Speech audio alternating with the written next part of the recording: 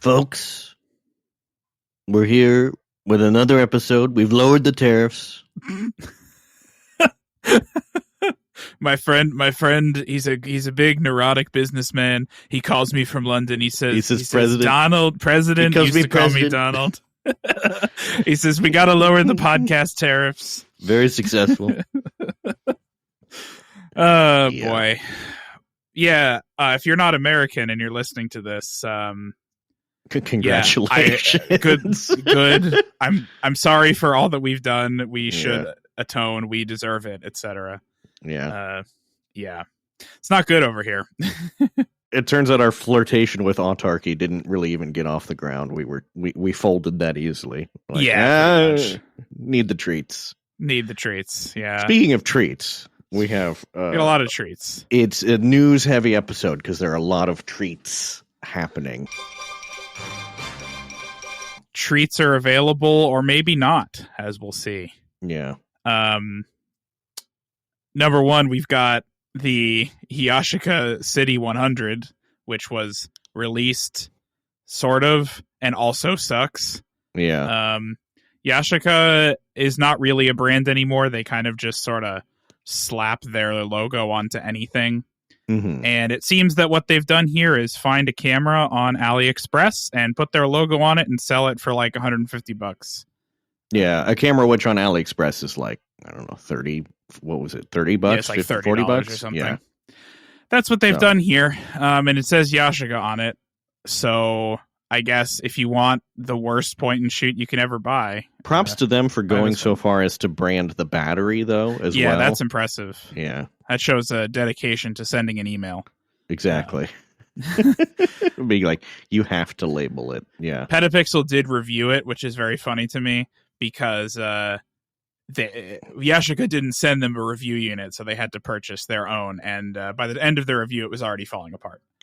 I feel like the reason they reviewed this is just because of the Yashica name. Yeah, like, exactly. If they wouldn't have reviewed just a random AliExpress camera. So, yeah. But this is the thing. That's the whole goal, right? To take a name that people enjoy or recognize, and then just sell junk with it. Another company has done this with Minolta. Yeah.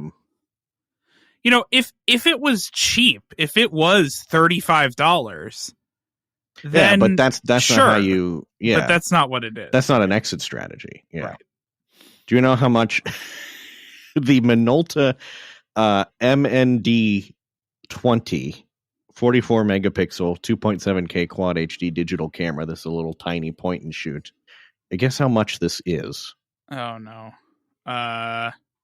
I don't know, $129.99. It is $199. Oh my god. Yeah. I'm looking here for a camera, and so far the cheapest that I've seen is $150. We should do one of these cash grab scams. You got a brand kicking around that we can use for this? Oh, dude, I wish. It seems like it's trivially easy to just can we pick up revive an old brand and do a scam? We could probably pick up Ciroflex or something for cheap. Not that anyone knows what that is, but they were a TLR manufacturer based here in Columbus. But it sounds like a real Ciroflex. Brand. Yeah, exactly. Right. That's all you need. Yeah. Is Cosina still around? Could we steal that? Oh, they're still around. Dang it. I'm emailing my AliExpress contact right now. Yeah. Well, and then there's like Epson made cameras very briefly. So can we make like a Brother camera and people will be like, oh, that's interesting. Maybe. Well, no, Brother. I think Brother does make like industrial imaging equipment though. Oh yeah, that would make sense. Because they're one of those Japanese companies that makes everything. Or do we just do the Amazon dropshipper sort of solution of picking 6 random letters? Well, that's the easier way, but as we'll see in the next news item here, tariffs may make that challenging. Dang it.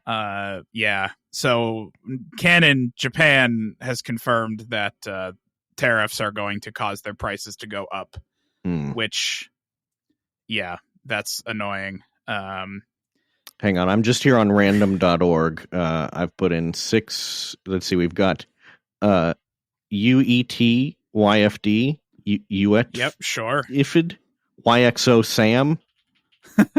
This is a good one. VUWIKE, Vuwike. Yeah, that's a good one. ODGNNY, Odgny. Mm-hmm. Yeah, I like Vuwike. That's a good one. That one I could see being an actual Amazon brand. Yeah, I agree. Let's see. I just refreshed again. Oh, we've got another one. FUWULX. Fuwulks. Okay, I think I just Kagi.com/assistant here. Yeah. Claude 3.7 Sonnet has it did a pretty good job here. Yeah. Okay, we got Zoxtech. Okay. We got Vinfex. We got Vinfex sounds like a camera thing, yeah. We got Quimtro. Quimtro. we got Luxbam. We got Gintix. Mm-hmm. Wexpro. Wexpro also, yeah, good. Yeah. Foovtech. Moxzen, Pextier, and Kinvox. Yeah. All of those sound very, very reasonable Amazon 6-letter product names, which leads me to believe that this is what they're doing to generate them. Oh, here's another good one. IDLODY, Idledy. Idledy. Or Hootrick. Yeah. Adamdp.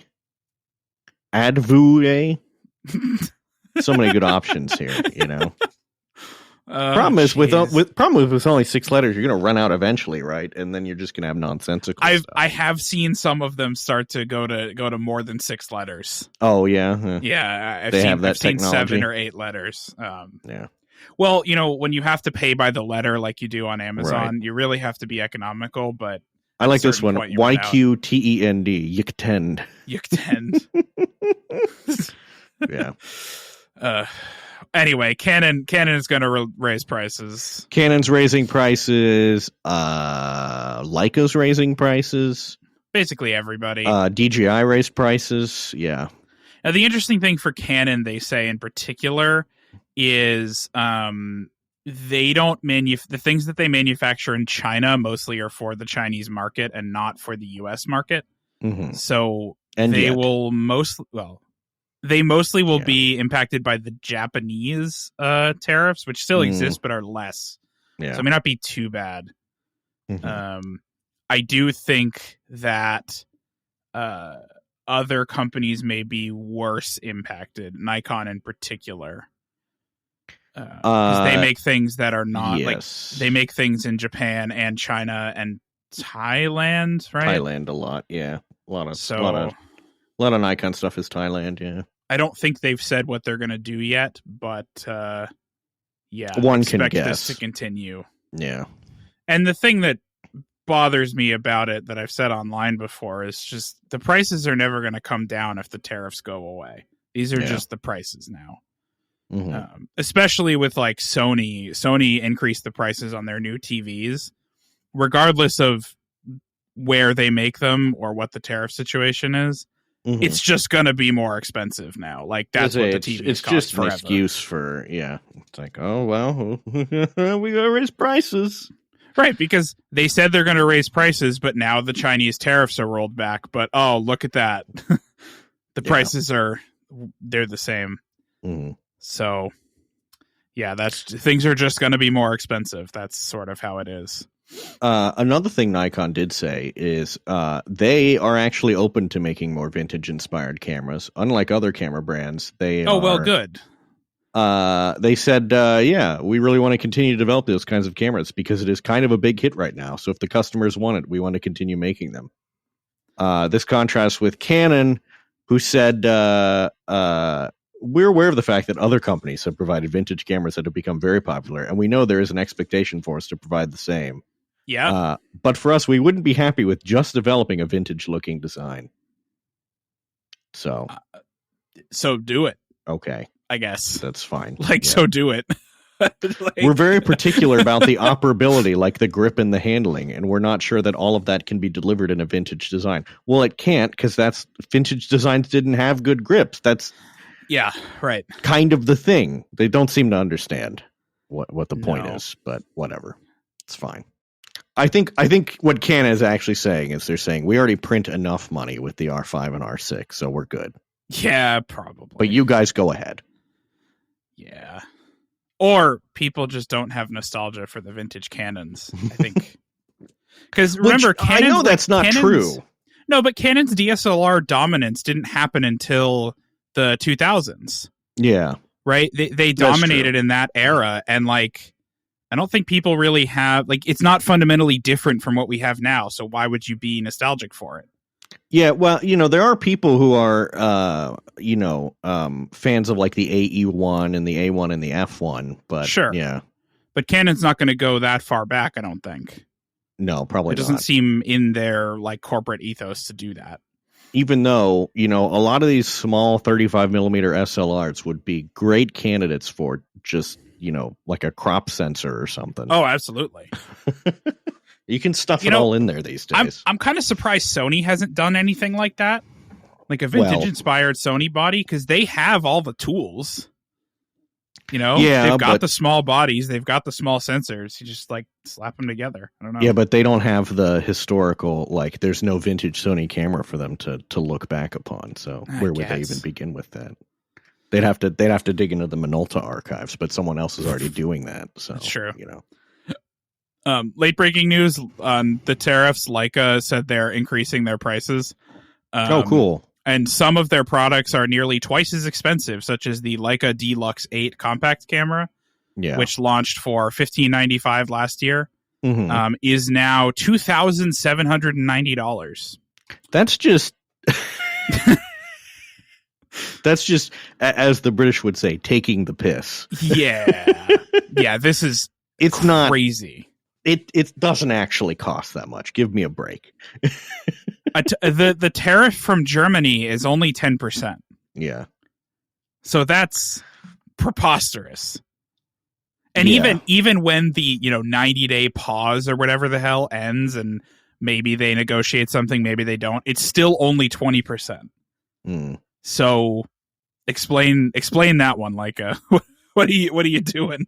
Yeah. They increased the price of the M11 monochrome to $10,160, which is a 10% increase. M11P is now $98.39, 7% increase. But the one on the Deluxe is just, come on now. Yeah. Oh my God, the grip. You remember how they made a MagSafe grip for the iPhone? Uh-huh. And it was already $300? It what? Yeah, it was $300 when they launched it. They made a MagSafe grip.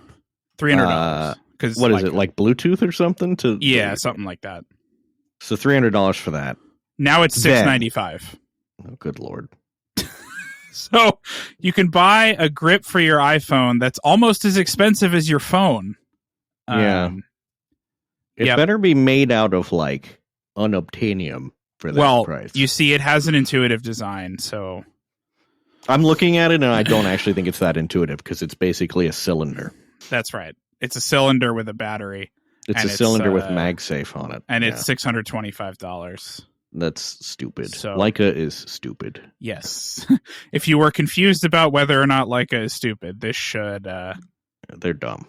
Oh, also, they have a leather case for this Lux grip that is $115. Okay, yeah, cool. Right. Well, you gotta put it. You gotta put it in the bespoke leather case. Obviously. Oh, come on, man. Yeah. Well, anyway, in better news, Tamron is bringing finally their 18 to 300 APS-C zoom lens to both Canon RF and Nikon Z, which is great. But only the crop sensor, I believe. Yes, right? But that's fine. Is that true even of the Z? Yeah.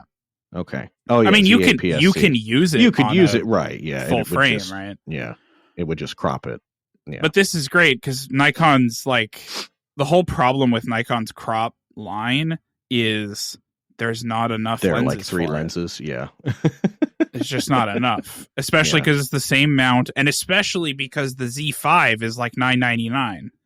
Yeah. It's why would you buy the crop? Like save a little bit more money and get the $999 camera, which has way more lenses. It's very weird considering that they are really talking up the Z52 these days, and which is a mirrorless camera. They're like, you can have 3 lenses. Yeah, you can have 3 lenses. Also, the Z52 is not that much cheaper than the Z5. So right. I don't know. Okay. Yeah. I don't understand, but hopefully there's more of these because there really needs to be more of these. Canon has also come out with a new old lens. This is a 26-year-old 75 to 300 millimeter f4 to 5.6 low cost full frame tele zoom lens, which was originally on EF mount, and now they've basically switched out the mechanics so that it fits on an RF mount. Now, Andrew, you were asking for vintage Canon gear. Yeah. And here you go. Yeah. Here's a vintage.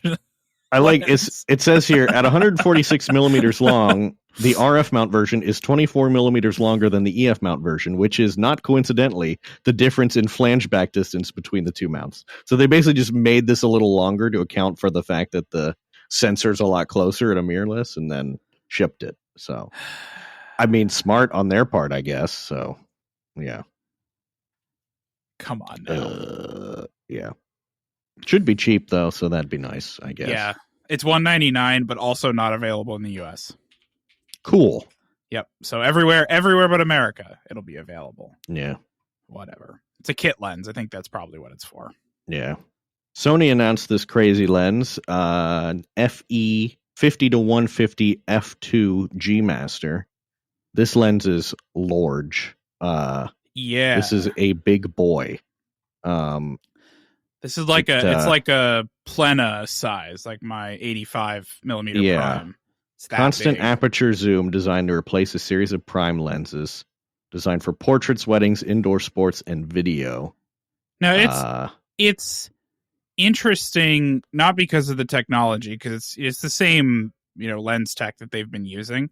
I don't think there's anything new, but everyone's, all wedding photographers use 70 to 200 and 24 to 70 2.8 lenses. Mm-hmm. Everybody uses those from all brands. Right. This is the first one in a while that's bigger, wider aperture, right? F2 instead of 2.8, and like a different focal range. Right. It's very interesting. This seems like this could be the single lens that you use for weddings or something. Yeah. Yeah, absolutely. Yeah. It's a very good range for that kind of thing. And it helps that it's like a big stonking lens, and it's like their G Master line, so it's horrendously overbuilt and all of that, Yeah. So it'll last a while. So there's now 2 pieces of the Trinity. It does take 95 millimeter front filters, which is bonkers, massive. But now Sony has an interesting Trinity here, or 2/3 of it, because they've got a 28 to 70 f2 as well. Mm-hmm. So they're missing the fully zoomed out, right? 14 to 24 or something, right? 14 to 30. I don't know what they would do. But that would be really interesting if there is a F2 triplet, like that. It's just I hope what it does is push Nikon and Canon to do something similar. Yeah, Nikon's been opening way more with their primes, right? All the primes are 1.2 now, which is great. Mm-hmm. But the standard zoom stayed 2.8. Yeah. The other cool thing with this lens is that Sony, knowing that at least half the people that buy this will do it for video, they made it. It has an aperture ring, and the aperture ring you can turn off the clickiness of it, so it can be a smooth aperture transition. Cool. I like if you need it to be. Yeah, very cool. Good job, Sony. Yep. Sony Optics. Sony. We've also got Fujifilm teasing something. We were hoping this would be released by now, but it doesn't seem to be. No. They say half the size, twice the story. And that's about all we got. Yes. We have no other information. Speculation is this is going to be called like the X Mini, and it's basically going to be like a half frame version of like the X106. It does appear as if it has a screen on the back that shows you the film simulation. Which is the only thing that's visible in the preview. That's kind of an X Pro thing, because the X Pro has a really tiny screen that only shows you like the film simulation or your settings. You can't really preview the image. Look, I'm all for it. I love that. Show me the thing. I just want them to actually make a proper X Pro 4. But yeah. You know what they say. We need to have it be distinctly better than the 3 or whatever it is. Whatever they said. Yeah. Mm-hmm. Yeah. So I don't know about that. I don't know if they're going to do it. You know, I kind of appreciate that the, like the Fujis have like the Q button for quick settings, but it's always placed in a very strange location. Yeah, I guess it's meant to be where your thumb is, but it's like way over on the very edge of the camera. I guess it's so that you don't hit it accidentally. I guess. But that's not where my thumb goes. I don't know. My thumb's too big. Stay tuned for this, which they teased, almost a month ago now. So we'll see. Nothing else has happened since. Yeah. Is there like a event that they're supposed to have soon, or maybe it'll be a Build Expo thing? I don't know. I would be surprised if it was, but maybe. Yeah. We're coming up on that. The expos are going to start again, so who knows?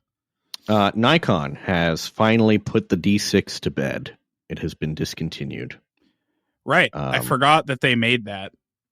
Yeah. Well, you and everyone else forgot that. Yeah. They made why that, did they? As it turned out. Okay. It was for the Olympics, right? That was what it was for, I think. Yeah. Because the Z9 much. wasn't ready for 2020 Olympics, I think, was the problem.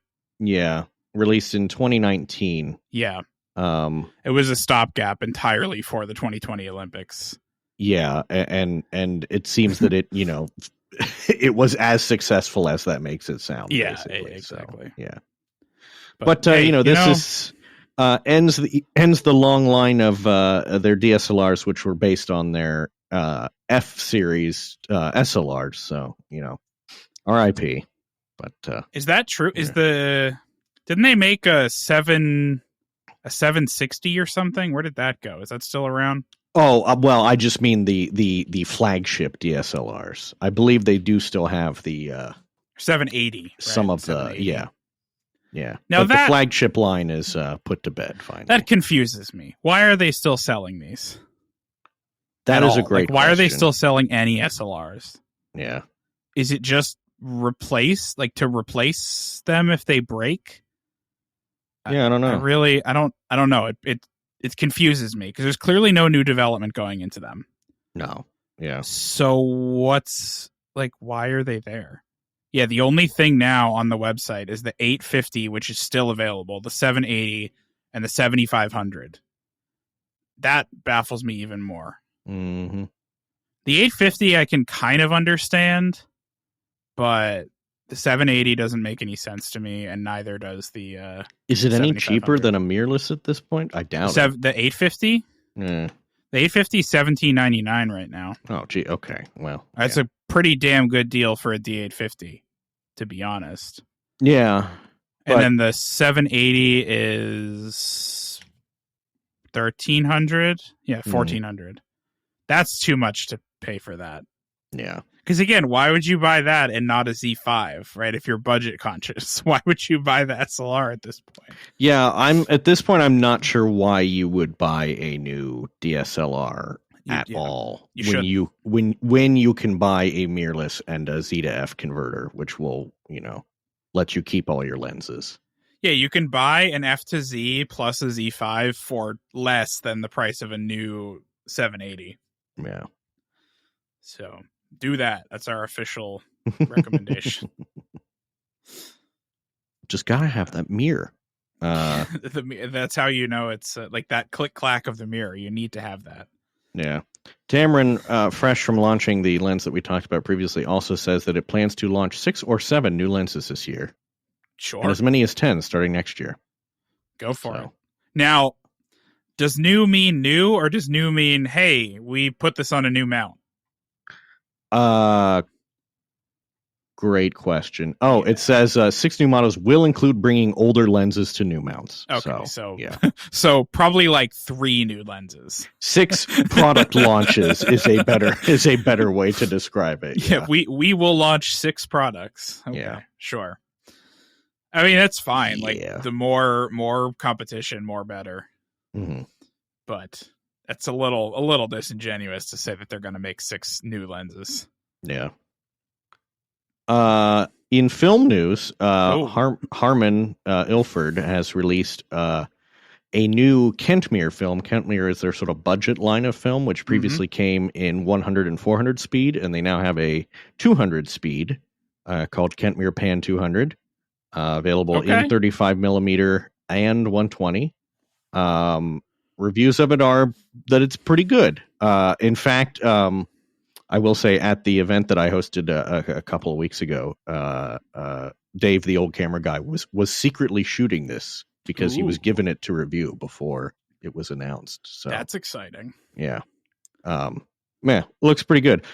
200 speed, I think, is a sweet spot for ISO where you get enough detail and not as much grain, but you can use it in situations that are not ideal for 100, so. Right. That's pretty good. Yeah. $8 for 35 millimeter and $7 for 120. That's pretty good. That's pretty. Yeah. That's definitely on the cheaper end for films like this. So yeah, I'm glad that they're doing more. I'm glad that Ilford is doing more normal ones. Mm-hmm. Yeah. Right. I Phoenix was cool, but like we also need regular films that people want to use all the time. Mm-hmm. This is better for that. Yep. So that's good. Always happy to see new films. Speaking of films, there is a interesting analog photo contest that I'm sort of thinking about. Put on by it's called the One Roll Project, put on by the Procamera Film Lab in Virginia, and Levi Sear Red Cross, who is big on TikTok for his analog photography. Basically, you shoot a roll of film, sort of whatever you decide, but then you send it to the film lab to develop, and they pick out, they pick out images basically from your roll, and then they'll pick like a top 20. But so you won't see it until the actual the actual winners get posted in like August or September timeframe. Sure. So interesting. Yeah. That's pretty cool. I'm not gonna lie. I'm kind of curious. I might. Yeah. Heaven knows I've got enough film to burn through. So I mean, you might as well. What's the harm in doing it? Right. Yeah. The photographer chooses the camera, the film stock, and what they decide to capture, whether it's one day's worth of shooting or an entire month. The roll of film sent to Procamera is the photographer's contest submission. Right. Once the roll is shipped off and developed, the competition organizers decide which photos on that roll is the photo that gets judged, and then they, I guess, pick from those. So, yeah. So I guess, you get as many as like 30. Well, I guess you could do some pretty crazy things with with film if you wanted to, but let's say charitably you get 37 entries, right, at maximum. So yeah, I guess I'll have to shoot this in my F100 to maximize the number of photos I can get out of a roll. You could shoot it on your Pentax. Well, you got rid of the Pentax. 17. I got rid of that. Yeah, no, that's true. Yeah, you could do you could get 72 or whatever if you do half frame. You want. So yeah, that feels like cheating. I don't think that's. Or if you're shooting a medium format 6x17, you get like 6, if that. So yeah, cool. Details on that are in the podcast description. DJI, did you see DJI has their new... I saw there's a drone and then we can't have it, but maybe we can. What's going on with this? The Mavic 4 Pro has a 360-degree infinity gimbal and a 100 megapixel sensor. Features an advanced infinity gimbal, huh? Infinity gimbal, 360 degrees of rotation. It features an advanced Hasselblad triple camera system with 35 millimeter equivalent focal lengths of 28, 70, and 168. And it's micro four thirds. Yeah. Yeah. But it's a smartphone camera still, right? It's not like an actual Hasselblad sensor. Right. Okay, sure. The 100 megapixel claim comes with a slight caveat, as it is a quad Bayer sensor like what is found in many smartphones. Yeah, okay. But does promise improved resolution. Petapixel tried it. They liked it a lot. And all of that. But I mean, as usual, DJI just absolutely it turns out they're good at drones. Yeah. But they're pulling an Apple. They're pulling a 2019 Apple here, though. Yeah. Concerning storage, the Mavic 4 Pro standard comes with 64 gigs of storage. And the Mavic 4 Pro Creator combo comes with 512 gigs. Oh, okay. So, this is the like cheap iPhone situation here. Yeah, exactly. Which is ridiculous to me because the damn drone is already expensive. Just let it be expensive and only have one storage. You don't need to shave $100 off the price. DJI announced that it would not be available to purchase in the United States at launch, but then it was available for pre-order on a bunch of websites of, U.S. camera manufacturers, including DJI's own store in New York, I think. Okay. And then it's like, basically, it's like, well, it kind of is actually available at launch, sort of. So I wonder if this is a situation where they made all the marketing material before the tariff pause reduction thing. Yeah. And now that that's in place, they're like, they just didn't update it. Mm-hmm. I don't know. DJI did not clear things up. They said, at this time, the DJI Mavic 4 Pro is not available for sale in the U.S. market through DJI's official e-commerce site. We cannot comment on behalf of our retail partners. It appeared that Adorama had some, but sold out, and B&H didn't have any, but did put it up for pre-order, and you can buy it whenever they do get it, I guess. So yeah, right. Yeah. Curious. Well, whatever. It'll get over here eventually. Yeah. That's a weird one. And then Panasonic came out with some new Lumixes. And the names, I have to tell you, the names have to stop with cameras. It's getting out of hand. Yeah. This is the Lumix S1 II, as in Roman numeral 2, and the S1 2E. Now, okay. So you have the S111. Or S1II and the S1IIE. Yeah. Mm-hmm.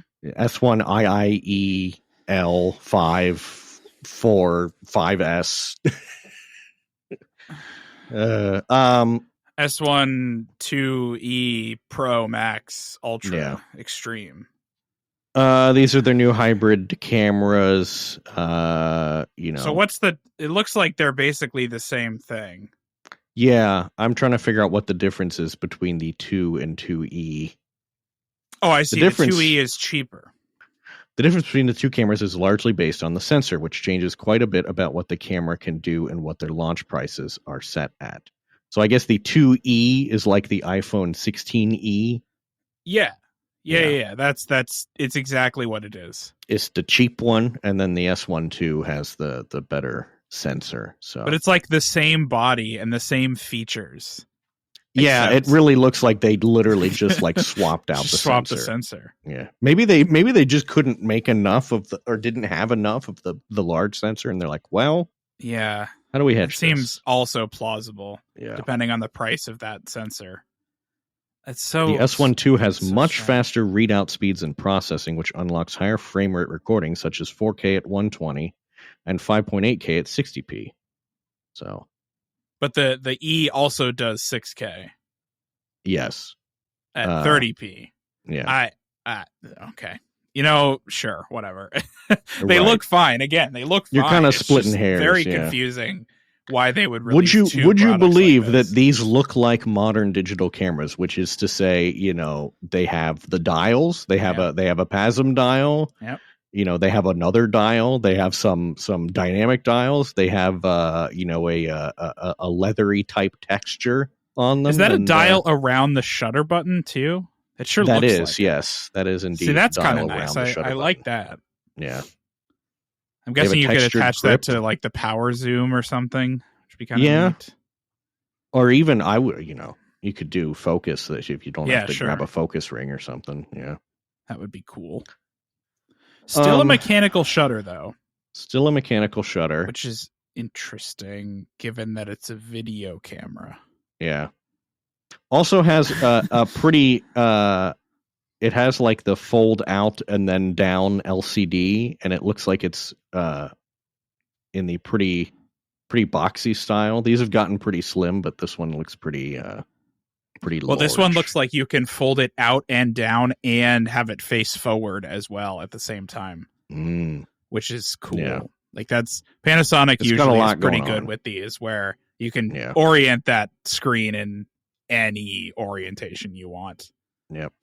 I want somebody to go full out with one of these where it's just like completely detachable and you got a cord to plug it in. Yeah. That would be nice. Looks like this takes one CF Express and one SD card, and it also has a full-size HDMI out in addition to all the other camera stuff that you would expect. USB-C, USB-C dedicated charging. Mic in. Yeah. It's it's a modern pro hybrid camera. What do you expect? Yep. Now, can we stop with this mixing of storage media? I think they said this in the Bible. You're not supposed to mix an SD card with the CF Express because it's. Do you think it's just because like two CF Expresses would like be physically a little too large, or is it a bandwidth thing? I don't know. I don't know. It like really feels like a price thing to me. Like SD is cheaper. Well, that is true, and they probably figure everybody already has an SD card, so. But if you're doing professional video, which is what these are targeted at, you're gonna need to buy the high bandwidth ones, and those are like the same price as the CF Express ones. Well, yeah, because as it turns out, they're basically the same. They're like the same thing. Underneath. So just pick one. Yeah, and have the slot be both. Yeah, I mean, my Z9 has 2 CF Express slots. They're not that much bigger than 2 SD card slots. Yeah, I don't know. Just like it's like having USB and FireWire. Yeah, it's so strange.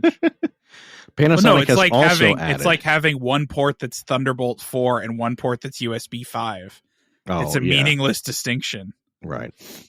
Panasonic also has added a new urban sports autofocus recognition mode, denoted by a breakdancer icon, that is designed to better track dynamic movements like parkour, skateboarding, and breakdancing. Do you think they know this is maybe the only camera that has that? You think they know breakdancing was already removed from the Olympics? They're a little late on this one. I don't know. But no, the skateboarding and stuff is cool. The autofocus systems on the other cameras do fall down on those fast-moving vehicle sports a lot of the time. Both of them can also record in 2.4 to 1 aspect ratio video, which is kind of neat. Sure. They are equipped with a sturdy shutter mechanism rated for up to 400,000 cycles. The sensor is protected by a carbon fiber shield when a lens is removed, should a photographer want that. More cameras should add this. That seems incredibly smart. The Z9 has this. Yeah. It has a separate little thing that comes down over the shutter when you turn the camera off. Yeah. More cameras need this. It's such a simple addition that will save you. It's goofy that a lot of them don't have that, but yeah. Especially with mirrorless, right? With DSLR, you didn't need it because the mirror would cover the sensor. But with a mirrorless, if you take the lens off, the whole sensor is just right there. Yeah. You can get dust on it super easily. Mm-hmm. So having just a little like leaf window that comes down over the sensor is such a no-brainer to me, and it's astounding how rare it is. Yeah. Maybe some people think it's not a problem. I don't know. Finally, as I alluded to, Nikon is doing a marketing blitz this year. They're driving a custom bright yellow Land Cruiser across the U.S. It has license plate Z52. Doing like pop-up events. They're doing the first series of events in Chicago starting on May 18th through the 24th. And then basically only going to other big cities. Los Angeles and San Diego in September, Phoenix in November, Houston in December. Those are the only stops named so far, which is kind of bare. I mostly bring this up. San Francisco erasure is what this is. Well, hey, listen. We deserve it. It's fine. Yeah. You're basically going to be able to show up and try out cameras. They will be handing them out for people to demo and whatnot. Now, hold on. This says September in Los Angeles. Well, you and I both will be in September in Los Angeles. That's true. Perhaps it is at the same time. That would be details coming soon. So yeah, it doesn't TBD say the dates, yet, but they would be smart to get it around spot LAX. The same time we're already there. That would be cool. Hey, mostly I bring this up because I need this Land Cruiser. Yeah, this looks pretty cool. It's Nikon yellow, but then it has Nikon, in black letters on the side. This is one of the new ones, though, isn't it? This is one of the new ones, yes. Yeah. Somebody on my street has one. I think it's a lot larger than you think it is. Oh, yeah, they're huge. they're massive now. Yeah. But I need to take a Land Cruiser and replace the Toyota on the grill with Nikon like they've done here. Mm-hmm. That's pretty good. Yeah. I like it. Is Nikon part of the Toyota family company? I guess not. I don't think so. They're all the Japanese companies are, they're part of one or another. They don't call them Zaibatsu anymore. What do they call them? Keiretsu. Oh, Nikon is a member of the Mitsubishi group of companies. Oh, of course they are. Yeah. Sure. So, nice. I was looking at this the other day because I've started to get into watches. And Seiko and Grand Seiko is one of these two. They're part of like. Oh yeah. Well, did you know Epson is technically the full name of Epson is Seiko Epson? Yeah, right. It's Epson. I was looking at that. It's like, what do you mean? I know that because at work we use a real-time clock part that is made by Seiko Epson, and I looked at that and went, "Do those two collaborate?" And then I realized, no, that's the name of the company. Yeah, yeah, it's crazy, right? Because they are or were or kind of still are ish owned by Seiko. Yeah, I mean it. If you think about it, printers and watches have a lot in common. A lot of wheels in there, a lot of gears and rollers and all this sort of thing. Well, so here's just wildly different scale. Here's the thing that Seiko Epson sort of originally made: crystal oscillators. Sure, yeah, that makes sense. Which is to say quartz, crystals, as you would use in a watch. So you can learn all about that at corporate.epson. Okay. I expected there to be more there, but I guess there's not. Corporate. It's just corporate. Apparently they've got .epson as a TLD, so you can go to corporate.epson. Congratulations to them. Can I go to epson.epson? No, I can't. Now, come on now. You gotta... Yeah. Com.epson? No, that doesn't work either. Boy, there's a lot of this. Sumitomo. You know who's part of Sumitomo? Mazda, no NEC. Sure. Nippon Steel, even. Goodness. See, you think America has mega corporations, and then you look overseas, and boy howdy. Yeah. Apple's big, but it's not like that. It'd be like finding out that Apple owned Publix or something. Yeah, and also manufactures fighter jets and tanks. Yeah. On the side. Which all of these companies also do defense as well. Oh, yeah. Well, I've discovered a new toy that I'm going to order here, so we can talk about this next time. I've always been fascinated with tilt shift lenses, just like the effect of them, right? And TT Artisan has a new one. Oh, I saw that. Yeah. How I discovered that they have a 50 millimeter 1.4 tilt shift for full frame with Z compatibility for only $229. So I'm gonna go ahead and order one of these. And we'll see how this turns out, because I don't know. I've always been fascinated with the look that you get out of tilt shift. I don't know why. Like, it's so silly. It's just, yeah. I mean, it's just so fun. There's nothing quite like it, you know? Yeah. So I can get it tomorrow if I order within 21 minutes, according to Amazon. Oh, wow. Don't let me stop you or slow you down. Gotta hit that buy now. Buy now. One click. I got a $10 gift card even. Perfect. Save me the money. Yeah. So we'll talk about that. We'll share some results. I'll take pictures of all the Pop Mart things that have entered my home. You're gonna have to go down to like the Caltrain yard and make it look like it's model trains. I totally could. Yeah, exactly. Yeah. See? That's a good idea. Go to the Caltrain yard. I can go to my flight school and take pictures of the Cessnas and make them look tiny. Take pictures of the couple of King Air like corporate planes that are there. Make the executives that own them feel very small. It probably is good.